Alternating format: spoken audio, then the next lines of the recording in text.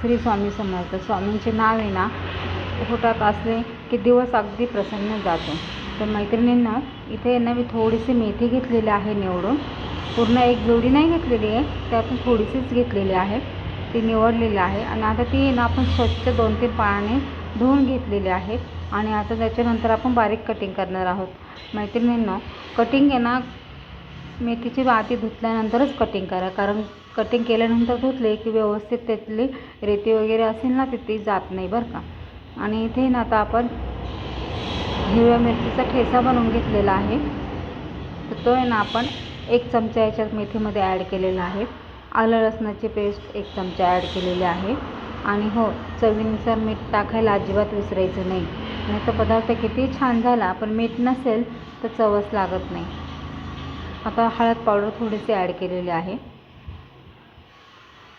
चवीनुसार आहे ना थोडंसं लाल तिखट पण पाहिजे, कारण काय कलर छान येतो. हे तिखट आहे ना बेडगी मिरचीचं आहे, ते जास्त तिखट नसतं, कारण अगोदरच आपण हिरवी मिरची पण टाकलेलं आहे. त्यात लाल मिरची पावडर म्हटल्यानंतर जास्त तिखट नको व्हायला ही काळजी घ्यायची. आता याच्यामध्ये ना मी 1 वाटी आहे ना गव्हाचं पीठ ॲड केलेलं आहे. आणि हे सर्व आहे ना छान हातानेच आधी मिक्स करून घ्यायचं आहे, जेणेकरून सर्व पीठ व्यवस्थित मेथीची भाजी पीठ व्यवस्थित छान मिक्स होईल. त्याच्यानंतर थोडं पाणी ॲड करून आहे ना आपण एक घट्टसर आहे ना कणिक भिजवून घ्यायचं आहे.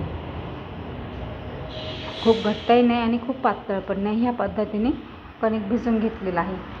आता यातला एक छोटासा गोळा घ्यायचा आणि गव्हाचं पीठ आहे ना घ्यायचं आणि ते छान त्याच्यात बुडवायचं आणि आपण जसं चपातीला लाटतो ना त्या पद्धतीनेच लाटून घ्यायचं आहे. हे ह्या पद्धतीने असं छोट्या रेसिपी पाहण्यासाठी ना चॅनलला नक्की लाईक, शेअर, कमेंट करायला विसरू नका.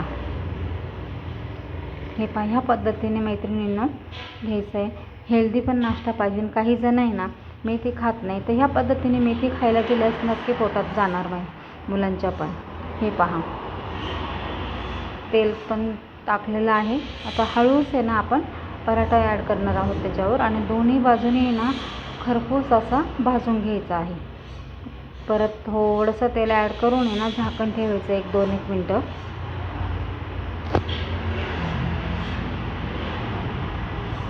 हे पहा, ह्या पद्धतीने छान झालेलं आहे. आता पलटी मारून घ्यायचं आहे. दोन्ही बाजूने आपण पराठा छानपैकी शेकून घेणार आहोत. अशा छोट्या रेसिपीला नक्की लाईक, शेअर, कमेंट करायला विसरू नका. आणि हो, रेसिपी बनवून खाल्ल्यानंतर टेस्ट कसे वाटले हे कमेंटमध्ये नक्की सांगा. हे पहा, छानपैकी हा पराठे आपले तयार झालेले आहे. आता मी ना इथे ठेचा घेतलेला हिरव्या मिरचीचा आणि थोडंसं दही घेतलेलं आहे. याच्यासंग छानपैकी चवीला भन्नाटच लागतं. तर ह्या पद्धतीने मैत्रिणींना नक्की बनवा आणि लाईक, शेअर, कमेंट करायला अजिबात विसरू नका.